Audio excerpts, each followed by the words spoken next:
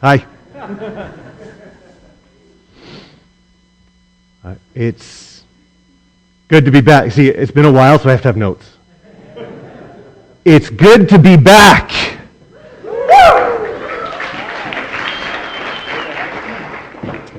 And I want to just start by saying thank you.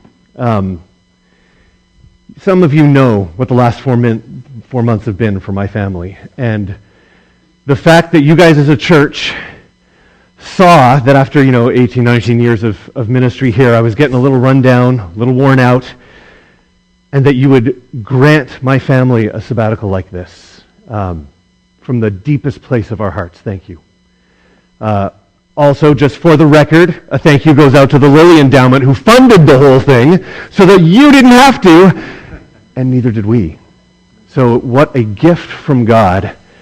But more than the money was the freedom to go. Not just the freedom to go, the celebration to go. You guys are very good to me and my family, and we want to say thank you.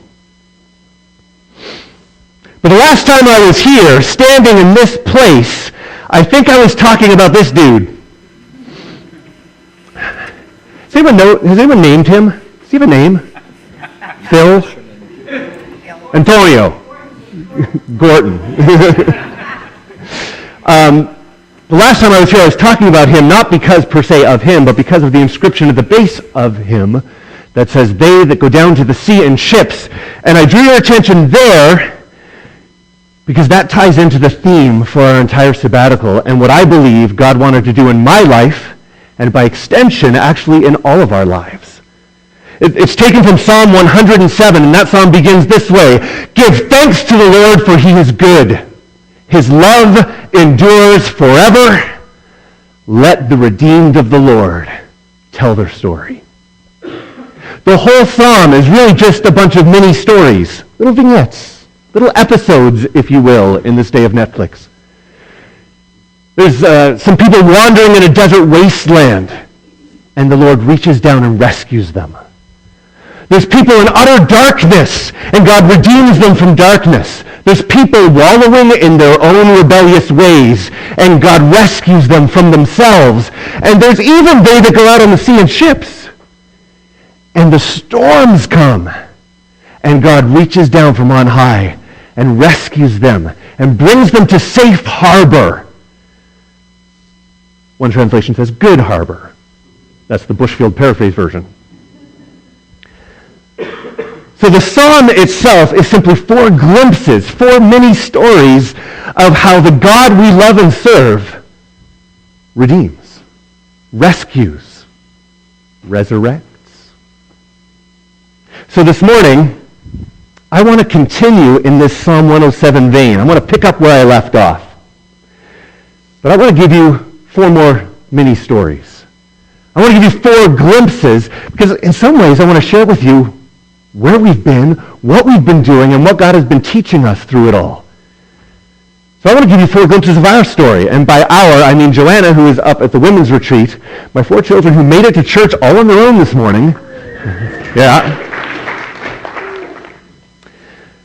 To share with you a little bit about what God's been up to.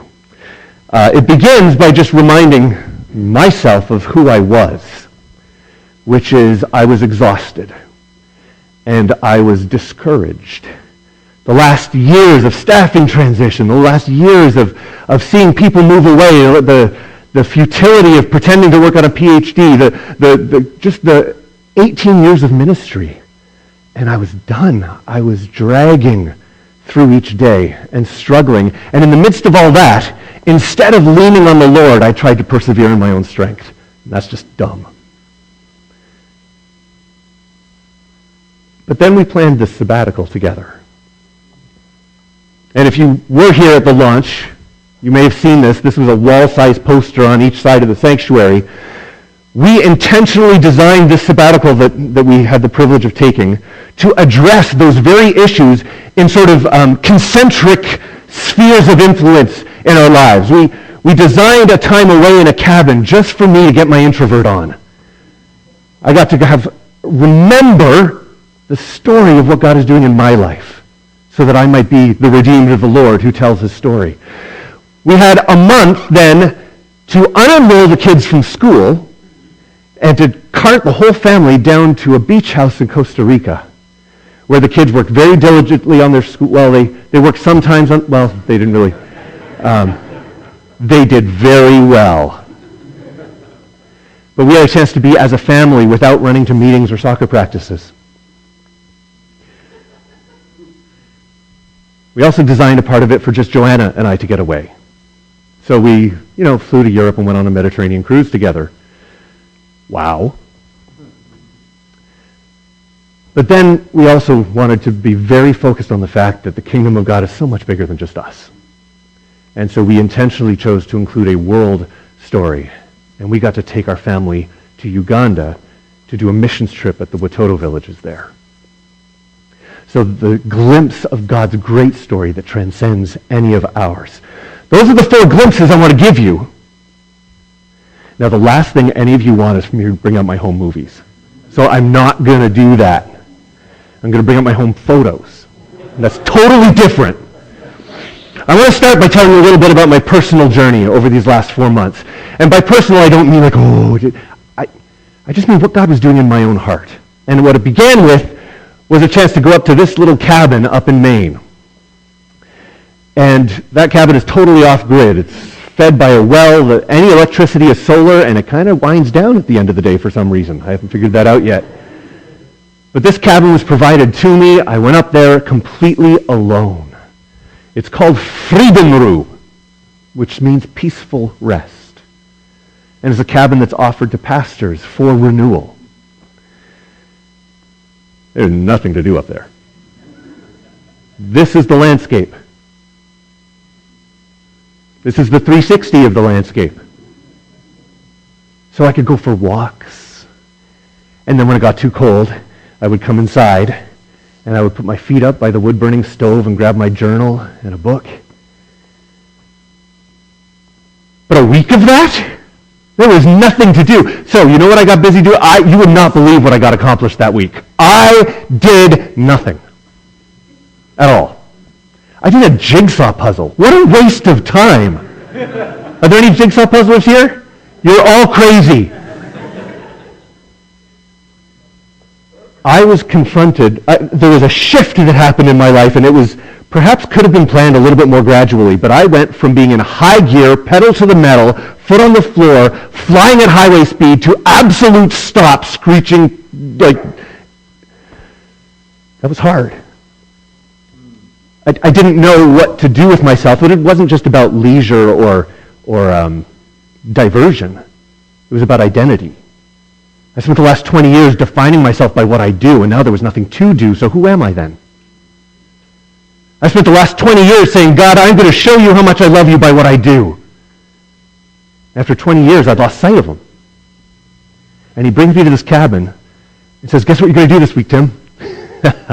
He's just laughing up there. Nothing. And you're going to hate it. What did I learn at this cabin? I'm still figuring that out. So what you're getting this morning is not some polished, I've had all this time to reflect and let me share with you the wisdom of what I've learned. What you're getting is my first impressions. But I cannot escape, as I reflect back on this experience, Ephesians Chapter 2, that says, for it is by grace you have been saved through faith. This is not of yourselves. It's a gift from God. It's not by works so that no one could boast. And I know this. I teach this. I've preached this. I just wasn't living it. I had somehow forgotten the reality, the tangible nature of the grace of God. It says, I don't have to earn his favor. He's already given it to me freely. I don't have to do more in order to earn his love because he already loves me extravagantly. I don't have to try and earn my salvation because it's already been purchased by Christ on the cross. I'm good. Oh, so that's what grace means. Unmerited favor. Unearned love. Us seminary people can define it. Dang, we suck at living it. And we strive. I think the Lord started my sabbatical with this, to slap me upside the head and say, you've got the whole system upside down, Tim. You are striving when you should be receiving. You are driven when you should be still and know that I am God. Now, it does continue. It says, for we are God's handiwork, created in Christ Jesus to do good works. So he's not saying just lay on the couch and do jigsaw puzzles. But it starts with we are God's handiwork. We're his masterpieces.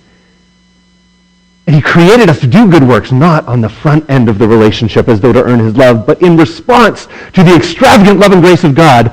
Sure, let's dive into his kingdom purposes. I had them backwards. He straightened me out. I still have to figure out how to live that now, but at least I know what I'm supposed to be living. And what I really think is, even just in that first week, I just caught a glimpse of how much I still have to learn. Been a Christian since I was 4. That's 40 years. And I still need to learn about personally living in God's grace. I wonder if that resonates with anyone here.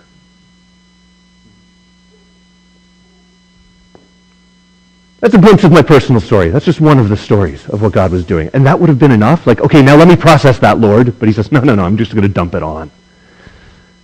He says, now I'm going to get your whole family involved.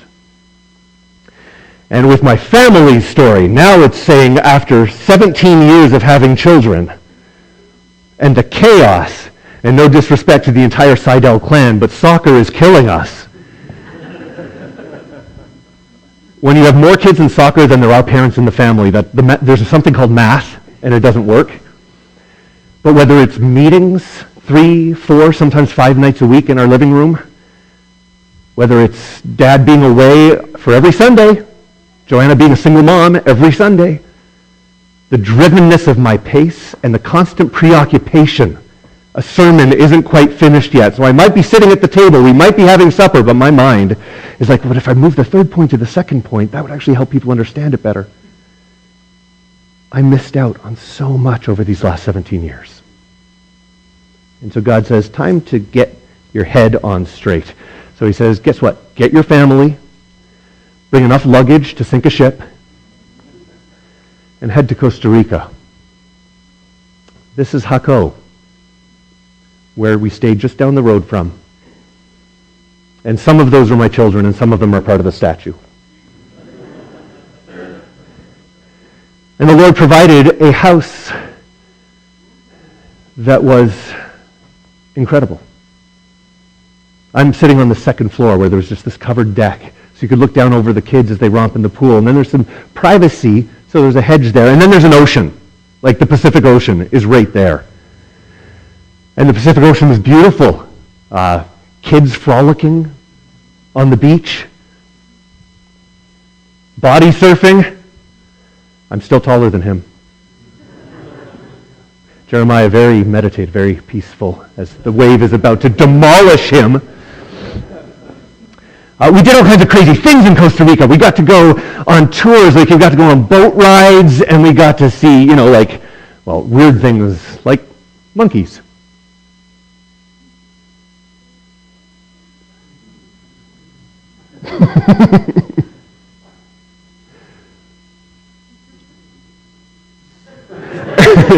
We got to go into the backcountry, into where there were waterfalls, and Treyfish just kills it. My kids are fearless, every one of them leaping with reckless abandon into water. They got to go and see a crocodile tour, and this is our GoPro.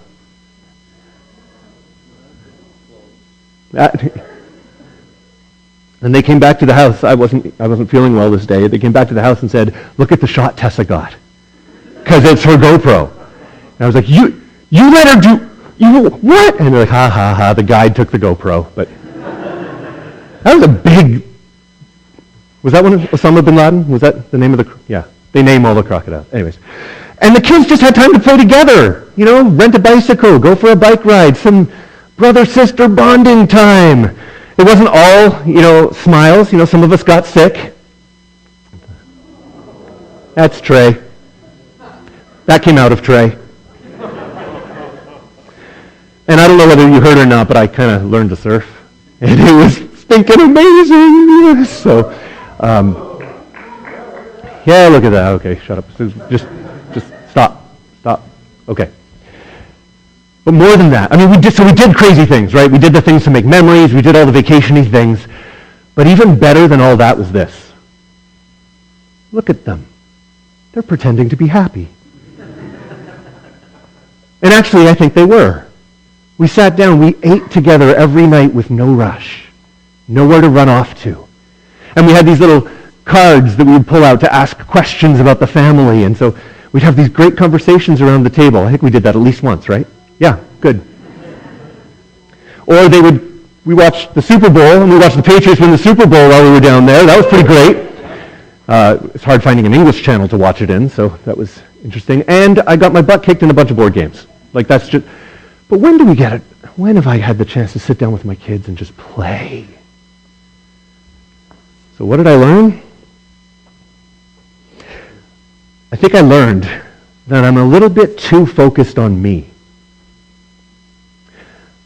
I think God started setting me up by saying, look, it's grace. It's grace. Stop striving, stop earning. And then he said, and get your eyes off yourself. You're so wrapped up in what you're trying to accomplish and what you're trying to do at the church and what you're trying to do with your school and what you're missing out on the people you love all around you. And as a result of that, I'm more short-tempered with them. I'm less patient. I don't have time. I'm more irritable. And I'm pretty sure that same book of Ephesians says something about fathers, do not exasperate your children. I won that verse. But it says, instead, bring them up in the training and the instruction of the Lord. I want to change. And we had some great conversations about God, about people, about culture, about surfing, about sexuality, about denominations, about Jesus. We actually had a chance to talk. And I think I've realized through that whole experience that they even did their homework well. They're great. I think I learned that I have so much left to learn, even as a father who can live in God's grace and who can demonstrate that grace to my kids.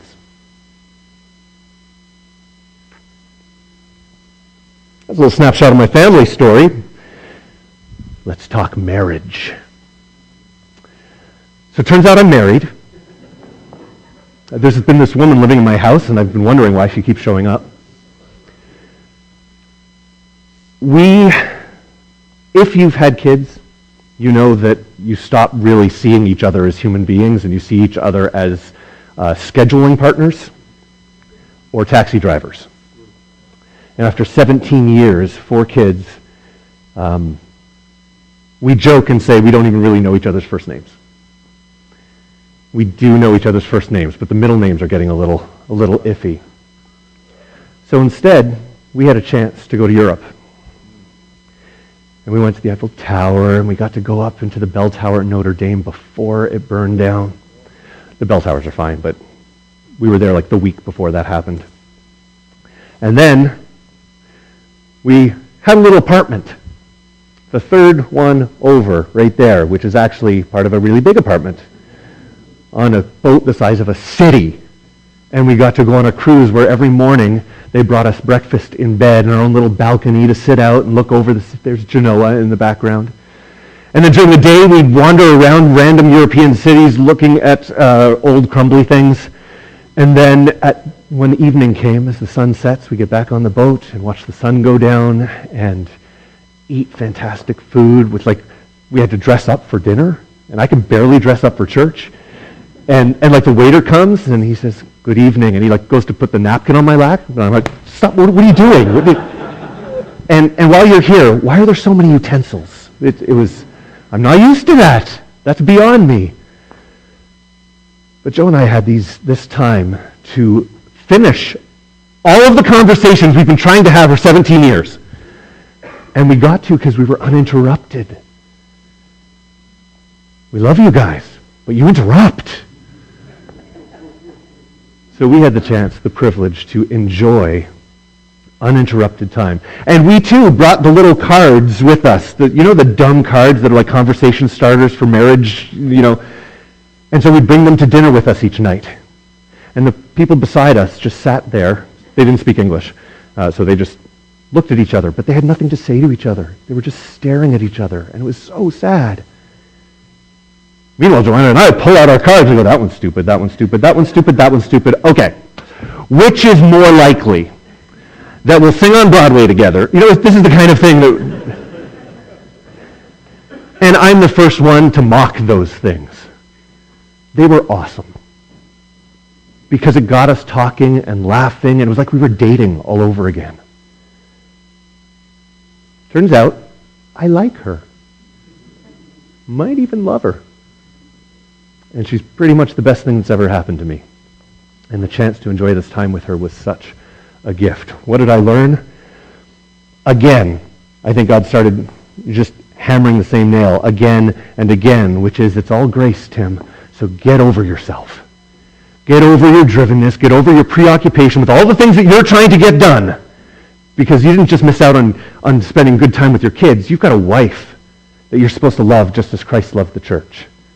That same book of Ephesians, man, is messing with me. Husbands, love your wives just as Christ loved the church and gave himself up for her. That's kind of a high bar. And the way to do that is not by saying so focused on what I'm trying to get accomplished, but perhaps it's getting my eyes off myself and seeing her for who she is and the amazing woman of God that God has made her to be. And to sacrifice, and to honor, to serve, to drive the kids around to soccer so that she can rest after she gets home from work. I have so much to learn about being a husband and living in God's grace. That's my marriage story. One story left. And it's a big one. God's global story. We, as I said, got to go to Uganda and go to a Watoto village. Some of you have been here in this room when the Watoto choir completely shook the foundations of this building. They're like that all the time. Some of you even gave us some donations to take with us. We took like 150 soccer balls, deflated, and nested, and compressed into the various bags as we tried to take them over there. Some of you met and made blankets, and we actually got to see those blankets and use some. We brought diapers, and we brought all kinds of, in fact, we brought this much stuff. Fit that on a plane. That was us saying, how in the world is this going to fit? It was fine. It all fit. They just took it all. They smiled. It was, 27 hours of plane rides to get there, but finally we did make it there. And Uganda's a little different. This is a fruit stand. So you can buy fruit here. It was one of the coolest fruit stands we saw. This is outside the big city. The big city is just full and busy, and this is just a little bit outside the city, and this is what it becomes so quickly. So I think this is beautiful. We were enamored with everything we saw over there, and I don't think it's because it was different. Like it's, novel, how quaint. I really think it's beautiful. Because the people we met were all happy. They were content. Here we are in our big homes with our fancy cars, and we're like pining away after things. Oh, if only I had this, if only I had this. That's what they have. And they're cool with it. And then when we walk by, they're like, oh, Mzungu, which means white person who's not from here. They had t-shirts, I am Mzungu. I'm going to make one. But they come running over, and they just want to say hi, and they just want to welcome you to their country, and they're just so glad you're here, and the kids are running around, and they're playing in the back streets, and what are they playing with? The latest PlayStation? No, the kids are playing with a suitcase that has the extendable handle with the wheels that the cover's been torn off of. So it's sort of like a mini wheelbarrow, but they don't have anything in it. They're just running around with it. And they're having a blast. They need nothing. They want. Now, sure, we can improve living conditions. I'm not trying to pretend that poverty is this wonderful thing. But there is something, too, when Jesus says, blessed are the poor, for theirs is the kingdom of heaven. I also love that the whole city of Kampala is overrun with motorcycles. And it turns out, and I knew it, motorcycles are family vehicles. We saw 5 people on a 100cc motorcycle. The little toddler was on the handlebars with his feet hanging down over the front with his hands behind him. The dad was driving with an infant in his lap. The little brother was there. The mom was there, and I think she had a babe in arms, and she was side saddle on the back in a beautiful long dress. And then they're weaving through traffic like this, and I'm like, I've got to move here. But in the midst of all that, then you come upon Watoto. And you say, wow, that looks decidedly different than everything else around it, doesn't it? And you go to the Watoto and everything turns from dusty and red, the color of the earth, into this green, lush. This is one of the villages, the circles of 8 homes. And they all come around that green area in the middle where the kids can all play soccer or chase chickens. And that's one circle. There are 15 of those circles in one of the villages, and there's 3 villages. They have rescued thousands of orphans. If you're not familiar with Watoto, if you haven't been around here long enough to encounter them, their mission is to rescue, raise, and rebuild. So they rescue orphaned and abandoned children. And the stories they tell are heartbreaking. They find children who have been left abandoned in pit latrines. They find children who have been buried. They find children who've been just left in back alleys or on buses, and there's a saying that they tell you is, if anyone tries to say, hold my baby while I go to the bathroom, don't do it because they're not coming back. They think you're white and their baby has a better chance of a future with you. So they rescue these kids, and then they build this entire infrastructure to raise them. And they're raising them in the name of Jesus and teaching these kids that could grow up feeling abandoned and lost. And they're teaching them they are loved and precious. They have a heavenly Father.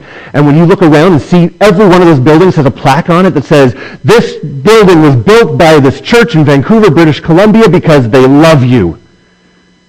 These kids are growing up bombarded with the love and grace of God. They're being raised to have Christ-like character. So rescue, raise, they're educated. Their schools are amazing. They've got auto shops and sewing shops and aesthetic salons, as well as high academic standards. Many of their kids are athletes and they're going on to national level sports. Their goal, though, is to rebuild the entire country of Uganda. Their goal is to raise the future leaders of Uganda, and I met the future president.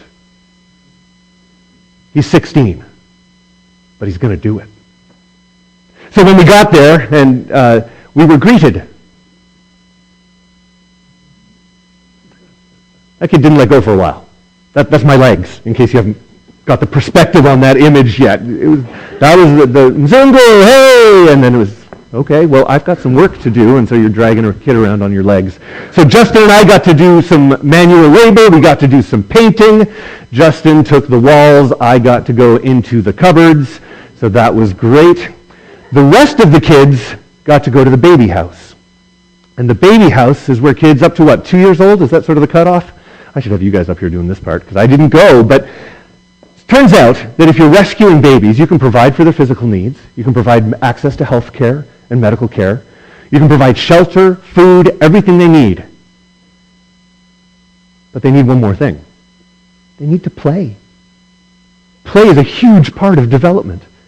And so our kids' job was to play. And they got to go in, and with children scattered everywhere, there's Jeremiah in the bottom left. Do you know which kid that is, Jer? No? Joel, picking his nose, that's fine.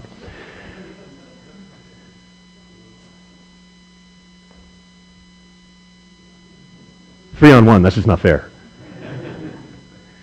And then Joanna, there's an area for the most vulnerable kids, the youngest ones that just come, and they don't normally let volunteers in there, but because Joanna's a NICU nurse, they let her into their sort of special care nursery where she got to actually use the skill set that God's given her.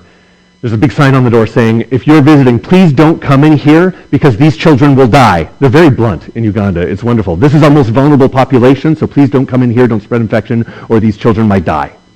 Oh. So we had a chance to actually serve. It was a missions trip, right? When you go to a missions trip in Uganda, there's a 6-person minimum for a missions trip, and lo and behold, we have 6 people in our family. So we were our own mission trip. They did the full missions experience for our family. But even more than that, we got to meet some people that are really special to us. Many of you know Trish Nicastro and David, and they have been sponsoring some Watoto kids for years and years and years. If you've heard her talk about Abdul, we got to meet Abdul. And it was pretty incredible. Trish advocated to get this kid surgery when he was like this big, and then she flew over and made sure he got surgery and cared for him for 6 weeks until he was recovered. And now look at him. He's huge. And God is at work rescuing and redeeming people. So this is the crew we got to have lunch with, and the guy in the black t-shirt up in the top right corner, that's Timothy. That's also the Nicastro sponsor him, and he's going to be the next president, not the next president, but he's going to be the president of Uganda someday. The striped shirt right here holding the photo, that photo is taken right here on the evening of the Watoto concert with our sponsored child Moses, who was in the choir. You guys knew that. That's his sister. So Moses is still out on choir. So we were hoping to you saw us in our place, now we get to come see you in yours, but he's in like Haiti or something. But we got to meet his sister, so he was there in spirit, because that's him in the middle of that photo with us gathered around him as a family. And that's his sister holding him up saying, look, look. So we're going to give that picture to Moses so that he can have the picture of us, plus the picture of us, plus the picture of them, plus... Yeah, what's that movie, Inception? It's just like, it's one of those things. So it's just a privilege to be able to meet these people and to talk with them and to love them and to share meals with them and to see this incredible place that these children are being raised. I was blown away. I thought, if we could figure out the way to do something like this here, they've got it figured out. The most vulnerable people of their population are getting the best possible care. My favorite quote was at the end of the first couple of days. We're back at the place we're staying, and we did like a say-so every night where you do roses and thorns. What was the best thing of your day? What was your worst thing of the day? I don't know whether it was at that or maybe it was just in the car ride on the way back, but I think Trey said, I want to be a Watoto kid. Now, think about what that's saying. The kind of place that this is. That us in our privilege come to them in their need and say, we want to be with you. It was incredible. Now, we also got to do some other things. We got to go whitewater rafting in the Nile River. That's not a stock photo. That's Justin panicking in the front.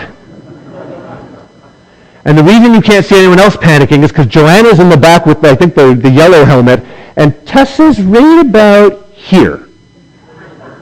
Because she maybe forgot to hold on. So we got to do some crazy things. This was on purpose. The guide said, hey, you want to flip? It's only a class 5. Sure, why not? I got to meet some of the instrumentalists who are there. The guy in the pink shirt is the craftsman who makes instruments. So he's stringing up what Jeremiah purchased, which is a bass odungu. And it's like a precursor to an upright bass. It's this cool thing that smells really, really bad because the skin hasn't quite cured yet.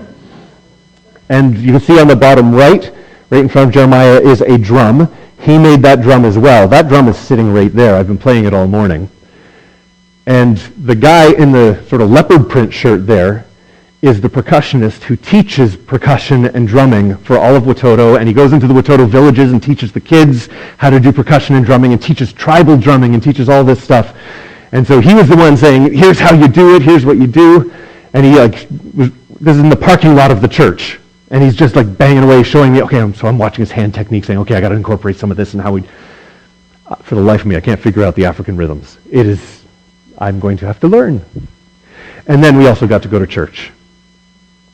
And church, just 1,500 people who love Jesus all together. And the whole mission of the church is to celebrate Jesus and to care for community. So it's not just worship. Worship is good, but they celebrate and they go. It's amazing. So I spent a little bit more time on that because I think that actually connects to your lives even more than the other stuff, in the sense that Watoto's been here. And to the extent that it might be possible, y'all got to go. I don't know how to make that happen, but at some point, I want all of you over there to see what's happening firsthand. It's incredible. But if I have to say, what did I learn? Guess what? It's not about me. Get your eyes off yourself, Tim. Get over your own pressure of deadlines and sermons. Get over your anxiety. It's the repeating sort of mantra of our day. How are you? Oh, I'm so busy. I have so much to do. Oh, that is not freedom and kingdom living in Christ Jesus. And I think Jesus has been convicting me of that, and one of the best ways to do it is all those things we're striving for. Go to a place that has so few of them, and it turns out you don't need them. I was even amazed that we're painting, and you saw Justin with that big paint stick. Now, if I needed a paint stick, what would I do? I would go to Home Depot, and I would pay $22.95 for the paint extension. And what do? They go into the back, and they hack a tree limb down, and they shave the end off and stick it in the paint roller. We have to commoditize everything. They have such ingenuity. They have a needs-based culture. They make stuff if they don't have stuff, instead of acquiring stuff. But I am just continually amazed at God's repeating refrain to me, which is, get your eyes off yourself. Get your, let's stop that phrase right there. And it really comes back, if we want to sort of bookend the whole thing, to this verse. It is by grace you've been saved through faith. So relax. It doesn't mean don't work hard, but it means the heart condition while you're working hard needs to be one that holds on to life loosely. One that celebrates Jesus fully. One that recognizes that everything we have we've received from his hand because we are his masterpieces and he loves us and he wants us to know him and to be in relationship with him. And sure, he wants us to do good things. We're just not supposed to be driven while we're doing them. We're not supposed to be stressed. We're not supposed to be impatient or angry or critical or judgy. We're supposed to be characterized by love and grace. I tried to do 1 Thessalonians along with you guys, and I couldn't get past the intro. Anyone remember how the intro to 1 Thessalonians goes? It's the greeting. It isn't even the first content verses. Grace and peace to you. And I'm like, oh crap. Grace and peace. Man, that's what I want in my life. And I have not been living it. I have so much to learn. And God used Watoto and this great global vision of a God who is at work everywhere to remind me of Psalm 107. That I should be, instead of being stressed and anxious and driven, I should be rejoicing and giving thanks to the Lord, for he's good and his love endures forever, and I should be willing to tell my story. What did I learn? Here's what I learned. I learned how much I have left to learn. I have not arrived. I know who I was, and I don't want to be him anymore. I also think I caught a glimpse of who, by the grace of God and by the power of his Holy Spirit, who I am becoming. That is a process. And I think God has some work to do with me. So I'm coming back from sabbatical, and God didn't fix me. He started the journey of healing and wholeness and redemption. And isn't that kind of the way he works? We look for the quick fixes. But instead, God says, how about the permanent fixes? We start with Jesus. Now come, let's grow together. So as we head into this next season together at Community Church, I'm excited. Coming soon. Because we're going to have some time, and next Sunday night, I want to hear your stories. I want to hear what God has been doing in your lives. But that's looking backwards, saying, what's happened over the last 4 months? I'm excited about the next chapter in this great story of God. And in fact, that's what we're going to be teaching through over the next probably 6 or 7 weeks. We are going to be studying the next chapter. We're going to look through the scriptures at people who came to sort of decision points or events or catalyst moments in their lives and who thought that they were defined by their past. But it turns out God is about to write the next chapter. And we're going to spend the next 6 or 7 weeks looking at these people in Scripture whom God is inviting into their next chapter. And that's what I'm excited about sharing with you, is this next chapter together of our story, which, if you've been around here long enough to know, it's not our story. We're excited about the next chapter of God's story. And I want to end just by offering the invitation, come learn with me. I come back from the sabbatical not having figured it all out. I come back from sabbatical knowing how much there is to figure out. And this walking with Jesus, even after 40 years, there's still so much to learn. So I want to invite you to come learn with me. Let's do that together. Let's grow. And let's step into the next chapter of what God has for us. So thank you for 4 months, for playtime with my family, for letting me zip line between mountains in Costa Rica. But let me tell you, after 4 months of travel, it's so good to be home. Will you pray with me?